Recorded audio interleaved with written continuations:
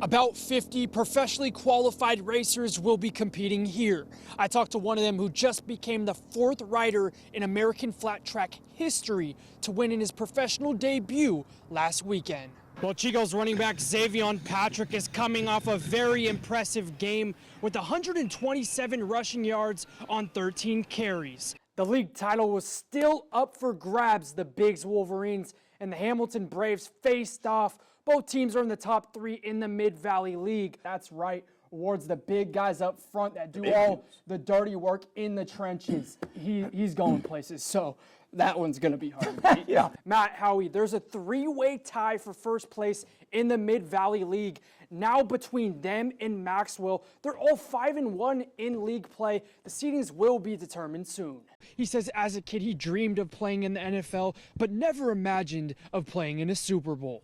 And he's got 2 rings to show for it. Well, Chico's head coach Christopher Click tells me that they got to get their running game going and play their game. Kelly, exciting time. Chico State returns to the NCAA Division II tournament, and they're playing against Central Washington University at noon in San Diego to kick off tournament play. I caught up with the players before they hit the road.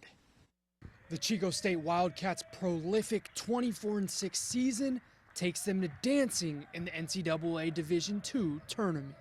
The team tells me getting to this point did not come easy, but the job isn't finished. They're now looking at a shot at the title.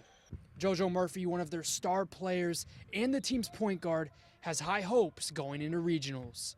We believe in each other, we know what each other are capable of, and having that belief and trust in each other goes a long way.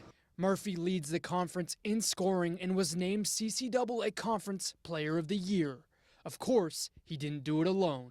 This isn't unfamiliar to the Wildcats at all. They actually won the West Regional title back in 2022 when they made it all the way to the Elite 8. This is actually the 3rd time in the last 4 years that they made it to the West Regional tournament. Obviously, making it to the West Region and to the NCAA tournament is a big accomplishment within itself. So just staying locked in and knowing that this opportunity doesn't come very often. So just to be ready, be prepared, and be excited. Kerr was named 1st team All-Conference. Trey Taylor was also named 2nd team All-Conference, and Caden Harris and Miles Daniels with honorable mention. Head coach Kevin Metter tells me to win this game, the team has to defend the 3-point line, be more physical than them on defense, and to not turn the ball over. And Coach Metter, you can see he's not messing around. The players just feeding off his energy. 6 years ago today, Alfredo Romero lost almost everything he owned. He recalls his hurried evacuation as the Flames race towards his Paradise home on November 8th, 2018. You don't think about grabbing it. I could have grabbed photo albums and videos and pictures and all my memorabilia. I had a music room. You don't think about anything. You just think about, I have to get the safety. Throughout the course of his life, he collected all kinds of NBA memorabilia, like signed basketballs, signed jerseys, you name it. He and his father always went to Laker games. As a Lakers super fan, he always brought something back home for his collection. This is just one side of his wall before the fire, completely covered with memories at his old home. So every birthday I'd get Laker gear, or Christmas I'd get Laker stuff, or I'd buy things actually on auction sites. And I had this man cave in my office, and I just wall-to-wall Laker jerseys, signed basketballs, magazines when they won championships. I mean, it was just, it was an amazing room.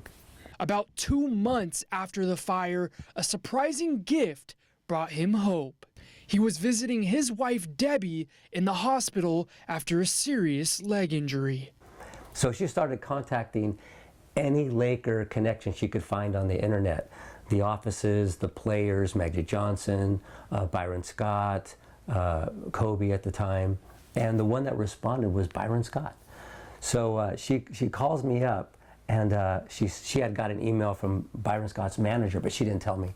So I go to the hospital. She goes, I got something for you. I go, sure, what is it? And she shows me this box. And this is how the Lakers recognize Romero as a lifelong Laker fan. Take a look at all of the items that were given to him. Felt like also it was really nice and touching that years of devoting some of my life to the Lakers, that they acknowledged me, that they said, oh, hey, thanks for being a fan. I thought that was the thing that touched me the most, is like, hey, the Lakers recognized me. I thought that was cool. Now in his home in Chico, he is slowly growing his collection once again. But most importantly, Romero tells me it's his family that keeps him going every day.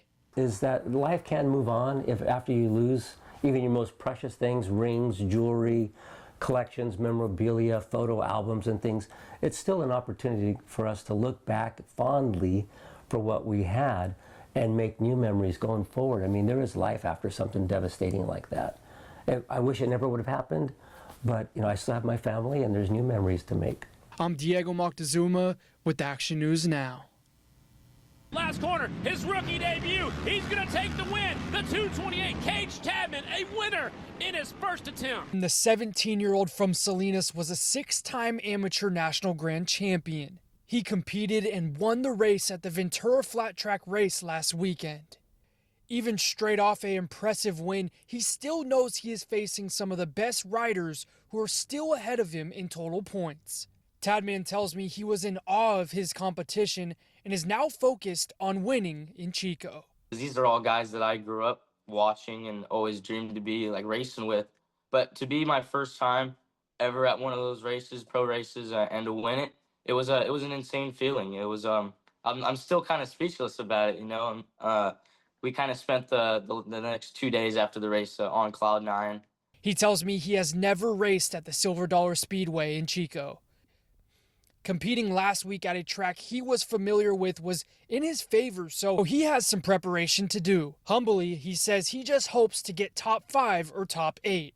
Of the 28 competitors in his race, 16 will qualify for the main event. Whoever wins that race wins the day. This weekend is round 5 of the American Flat Track Championship, and says the rider who has the best score out of the 16 racing events will win the national championship. Though winning is at the top of his mind, he just hopes he can compete in as many of these events as possible. This racing event this weekend is just one of many major events happening here at the fairgrounds. In Chico, I'm Diego Moctezuma with Action News Now.